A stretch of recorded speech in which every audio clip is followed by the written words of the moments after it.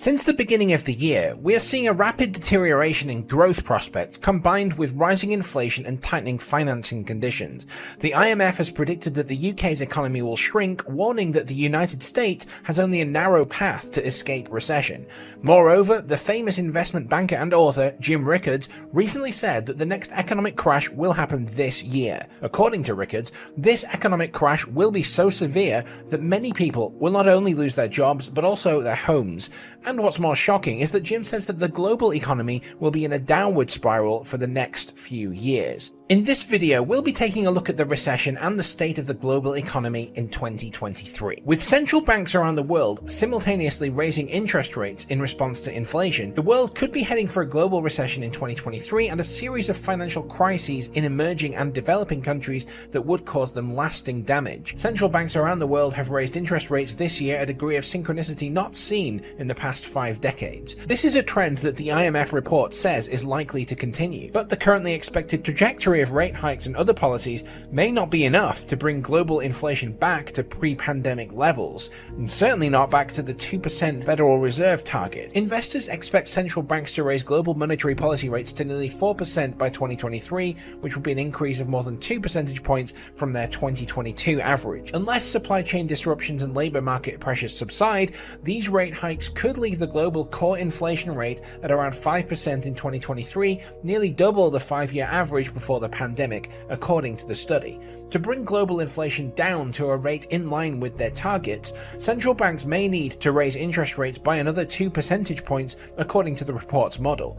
If accompanied by stress in financial markets, global GDP growth would slow to 0.5% in 2023, a decline of 0.4% per capita, which would fit the technical definition of a global recession. The gloomy outlook will hit emerging and developing countries particularly hard, the World Bank says, as they contend with heavy debt burdens which are denominated in dollars, weak currencies and income growth, as well as slowing business investment, which is now forecast to grow at a compound annual growth rate of 3.5% over the next 2 years, which is less than half the rate of the past 2 decades. A recession can lead to job losses in many sectors of the economy as companies struggle to stay afloat.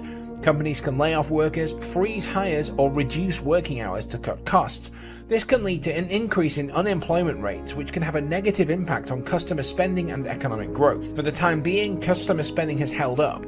If the economy slows down, though, we could face a prolonged consumer-driven recession, not just significant declines in investment and the associated job losses. This decline in labor demand is likely to be focused on white-collar workers. For this reason, we could continue to have a relatively healthy unemployment rate and to have a struggling economy for an extended period of time. There's a lot of uncertainty about where the US labor market will go. The labor market is still very tight, with about 1.7 job vacancies for every unemployed person. All this leads to wage pressures which affect prices. Overall, a global recession can have a significant impact on the labor market, leading to job losses, lower wages and benefits, lower demand for certain skills, and increased competition for jobs. An economic forecast published by the European Commission in July predicts that the EU economy will grow by 1.5% in 2023. Annual average inflation is expected to reach a record high of 8.3% this year before falling to 4.6% next year.